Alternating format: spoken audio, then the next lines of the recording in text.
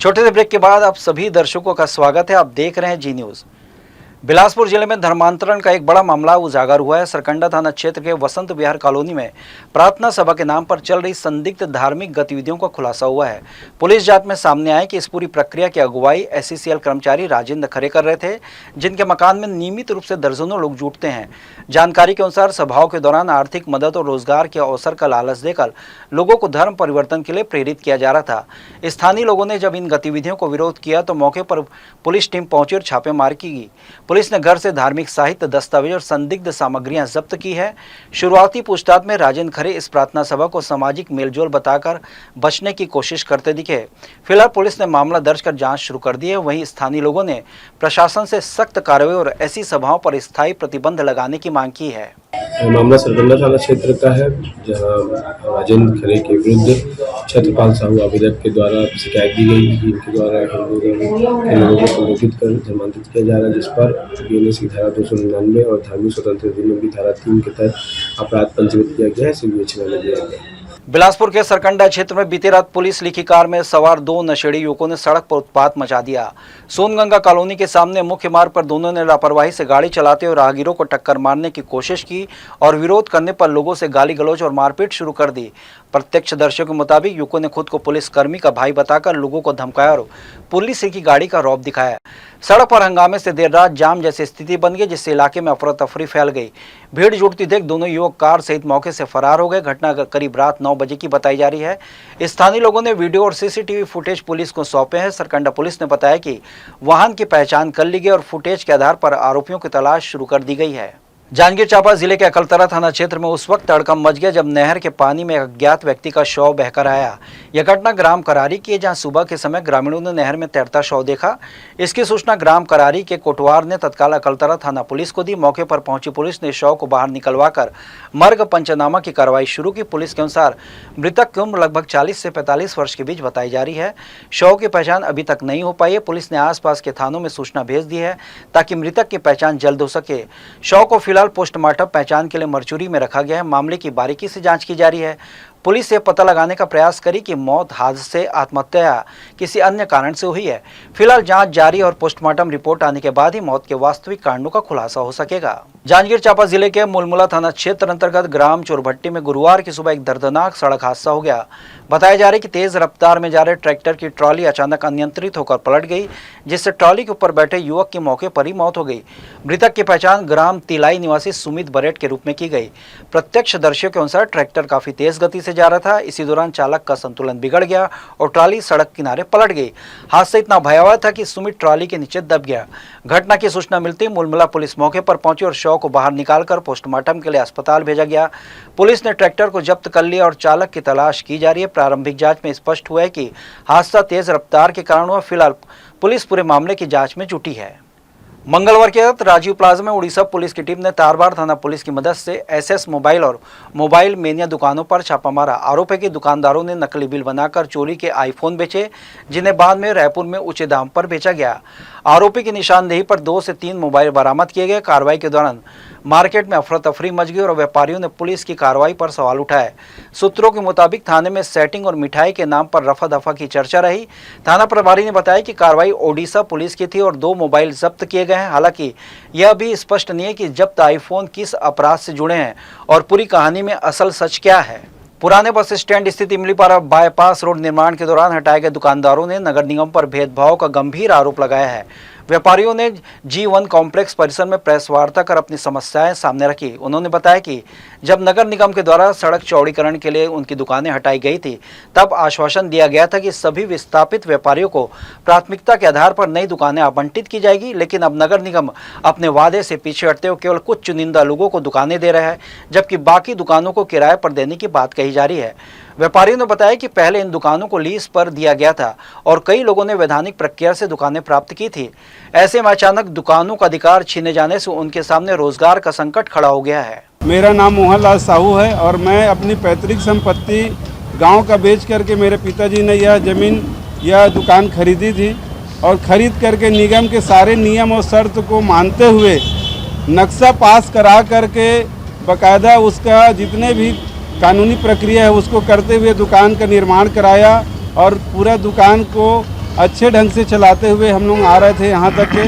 फिर निगम से हमको लगातार नोटिस के ऊपर नोटिस दिया गया कि यहाँ से रोड चौड़ीकरण होना है, रोड निकलना है। सारे व्यापारी उसके लिए शुरू से विरोध कर रहे थे कि हमारा रोजी रोटी छीन जाएगा, हम कहाँ जाएंगे। लेकिन हमको आश्वस्त किया गया कि आपको व्यवस्थापित करके यहीं पर दिया जाएगा, रोड सिर्फ बीच से निकाली जाएगी, जो जगह बचेगा उसमें यथास्थिति दुकान बना करके सभी को फिर से अलॉट किया जाएगा। हम चाहते हैं कि तत्काल अभी ये टेंडर जो अभी हो रहा है उसको निरस्त किया जाए और अपने जितने भी व्यापारी बंधु हैं उनको फिर से दुकान निशर्त उसी शर्त पर जो पहले वो बोले थे उसी शर्त पर सभी को फिर से दुकान आवंटित करने के निगम प्रशासन, जिला प्रशासन, प्रदेश प्रशासन कृपा करें। जो हमारे सामने टेंडर की समस्या आई है जो एकदम से अवैधानिक है, किसी महानगर बॉम्बे और दिल्ली का भी नाम लें तो ऐसा टेंडर कहीं नहीं चल रहा है, न होगा कभी।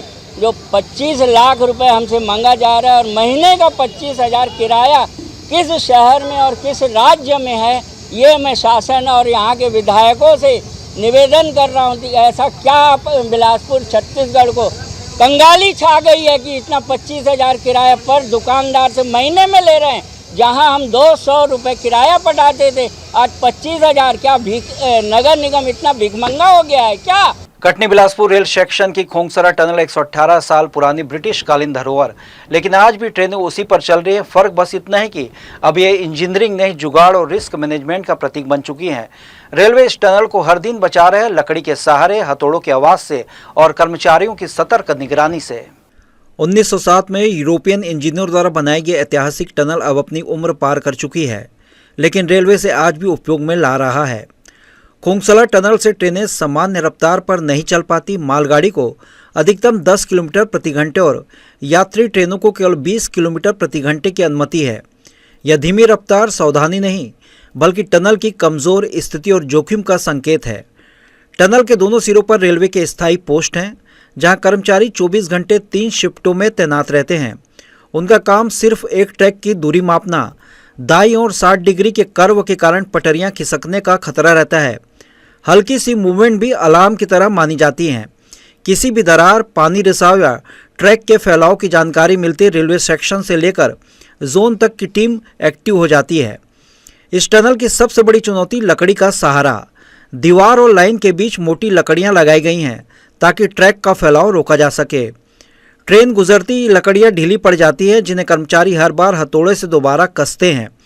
यानी सुरक्षा का यह सिस्टम किसी हाईटेक सेंसर से नहीं बल्कि इंसानों के अनुभव और हाथों की मेहनत से चलता है। रेलवे के नियमों के अनुसार दोनों पटरियों के बीच 1675 गेज की दूरी होनी चाहिए, जिसमें 15 गेज का अंतर सामान्य माना जाता है। इससे अधिक होने पर डिरेलमेंट का खतरा बढ़ जाता है। इसलिए खोंगसरा टनल में दिन में 3 से 4 माप लेकर रजिस्टर में एंट्री की जाती है। बेस बोर्ड और चाबियां भी रोज कसी जाती हैं ताकि गुजरने वाली अगली ट्रेन पूरी तरह सुरक्षित रहे। रेलवे ने 1994-95 में टनल के नीचे का ब्लास्ट हटाकर कंक्रीट के बेस बनाया था ताकि पानी जमा न हो। अब पटरियां 52 किलो प्रति यूनिट रेल पैनल से 1215 बेरिंग पर बोल्ड है। हालांकि सुरक्षा के बावजूद खोंगसरा सेक्शन को आज भी जोखिम भरा माना जाता है। कटनी से पेंड्रा तक तीसरी लाइन बन चुकी है, लेकिन पेंड्रा से बिलासपुर तक का घाट और चढ़ाई की वजह से काम सबसे मुश्किल है। इसी कारण यहाँ तीसरे टनल का प्रस्ताव रखा गया है। उसका मरम्मत का कार्य जो है, कोई चीज़ प्राचीन है तो ज़रूरी नहीं कि खंडर हो। जो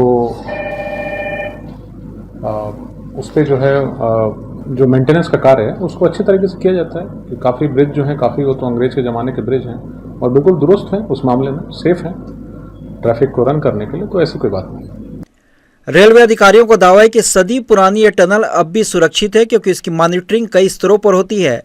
सीनियर डीसीएम अनुराग सिंह के मुताबिक रेलवे की नियमित जांच और रखरखाव ने ही इन 100 साल पुरानी टनलों और ब्रिजों को आज तक संभाल कर रखा है।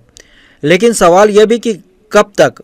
क्या भारत की सबसे पुरानी टनल लकड़ी और हथौड़े के सहारे ही जिंदा रहेगी या फिर तकनीक की नई पटरी पर इसका भी पुनर्जन्म होगा? जी न्यूज़ के लिए कैमरामैन राकेश खरे के साथ मोहम्मद नासिर की रिपोर्ट। मां महामाया की नगरी तत्पुर में इस वर्ष 19वां विराट मड़ई मेला एवं राउत नाचा महोत्सव 1 दिसंबर को धूमधाम से मनाया जाएगा। यादव समाज कल्याण समिति के तत्वावधान में हर वर्ष की तरह इस बार भी प्रदेश भर से नर्तक दल राउत नाच की मनमोहक प्रस्तुतियां देंगे। गढ़वा बाजा और मुरली की धुन पर कलाकारों के थिरकने की तैयारियां युद्ध स्तर पर चल रही है। महोत्सव में प्रथम पुरस्कार 21,000 रुपये नगद और रनिंग शील्ड सहित लाखों के इनाम रखे गए हैं। साथ ही प्रतिभाशाली छात्र छात्राओं, वरिष्ठ समाज सेवियों और रक्तदाताओं का भी सम्मान किया जाएगा। प्रतिभागी नर्तक दलों के लिए निःशुल्क भोजन की व्यवस्था की रही है। आयोजन से पहले 30 नवंबर को यादव समाज परिसर में रक्तदान शिविर, जन जागरूकता अभियान और विद्यार्थियों के लिए विभिन्न प्रतियोगिताएं होंगी। इसी बीच समाज को मजबूत करने के लिए नई युवा टीम का गठन किया गया है, जिसमें शांतिलाल यादव को युवा प्रकोष्ठ का अध्यक्ष चुना गया है। तो ये थे इस बुलेटिन की खबरें। देश विदेश की तमाम खबरों के लिए बने रहिए जी न्यूज़ के साथ। मुलाकात होगी अगले बुलेटिन में, तब तक के लिए मुझे दीजिए इजाज़त। आप स्वस्थ रहें, खुश रहें, अपना बहुत बहुत ख्याल रखें और देखते रहिए जी न्यूज़। नमस्कार।